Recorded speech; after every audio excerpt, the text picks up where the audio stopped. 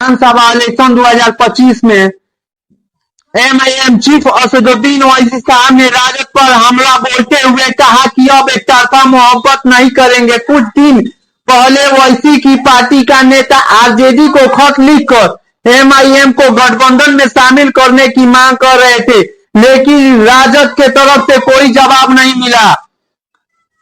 बिहार चुनाव पिछले 70 सालों से तथाकथित सेक्युलरिज्म पार्टियां सीमांचल को धोखा देती आ रही है।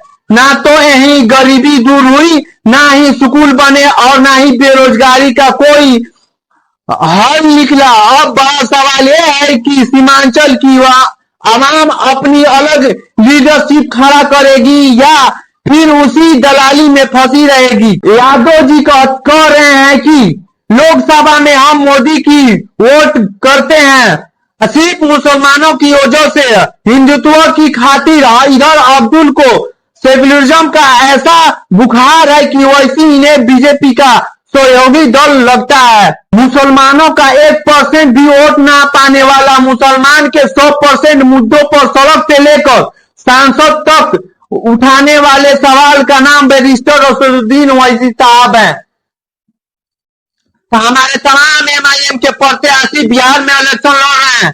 पूरा 100 सीटों पर इलेक्शन लड़ने की पूरा जोर शोर से तैयारी हो चुकी है। हमारे बिहार के प्रदेश अध्यक्ष जनाब अब्दुल इमान साहब पूरा जोर शोर में लगे हुए हैं। 100 सीटों पर इलेक्शन लड़ा जाएगा और हमारे पार्टी के तरफ से तौसीफ आलम बहादुरगंज से इलेक्शन लड़ेंगे विधानसभा की। और एग्जाम्पल के लिए हम एक चीज बता दूं कि अगर 40% मुसलमान एक सीट पर विधानसभा का हो और 60% तमाम यादव हो, सिंह हो, सब जाति का लोग रहते हैं, अगर वहां से मुसलमान कैंडिडेट अगर राजद खड़ा कर देती है तो वहां से मुसलमान का वोट पूरा आरजेडी को जाता है। माने मुसलमान प्रत्याशी जहां भी खड़ा होता है वहां यादव जी बीजेपी को वोट दे देते हैं, माने मुसलमानों का वोट नहीं देंगे। तो आप लोग बताइए ये किस नजरिया से बिहार चुनाव से अगर मुसलमान को अगर ओवैसी की पार्टी जहां से भी खड़ा हो रही है वहां से कह रहे हैं कि ओवैसी बीजेपी का बी टीम है, तो ओवैसी जहां से भी इलेक्शन लड़ रहे हैं तो वहां से ये सब तमाम तथाकथित सेक्युलरिज्म पार्टियां है जो कांग्रेस और आरजेडी और ये सब तमाम पार्टियां सेक्युलरिज्म पिछले 70 सालों से मुसलमानों को ठगते आ रही है, जो कह रही है ओवैसी साहब बीजेपी का बी टीम है।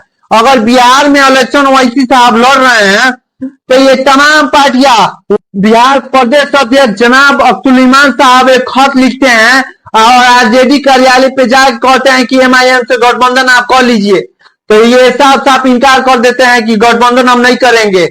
उसके बावजूद भी ओवैसी साहब पूरा ऐलान कर दिए कि 100 सीटों पर लड़ा जाएगा। 2020 में इलेक्शन हुआ था तो बिहार में 20 सीटें पर प्रत्याशी अपने उतारे थे ओवैसी साहब, जिसमें 5 सीट जीते थे।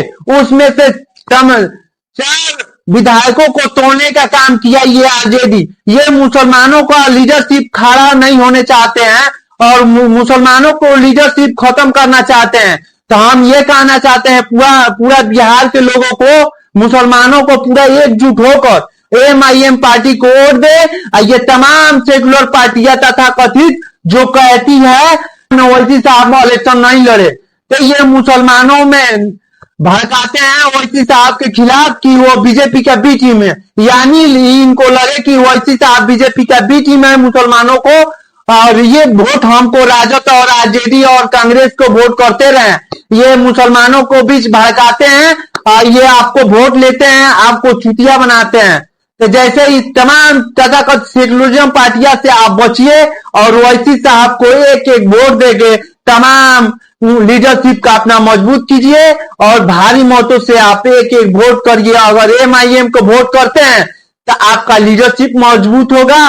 उसके बावजूद आप उनको मजबूत करते हैं तो बिहार में अगर 100 सीट लड़ रहे हैं, अगर 50 सीट जीत गए, 400 सीट मैक्सिमम जीत गए, तो बिहार का उप मुख्यमंत्री मुसलमान होगा और आरजेडी के तरफ से तेजस्वी यादव मुख्यमंत्री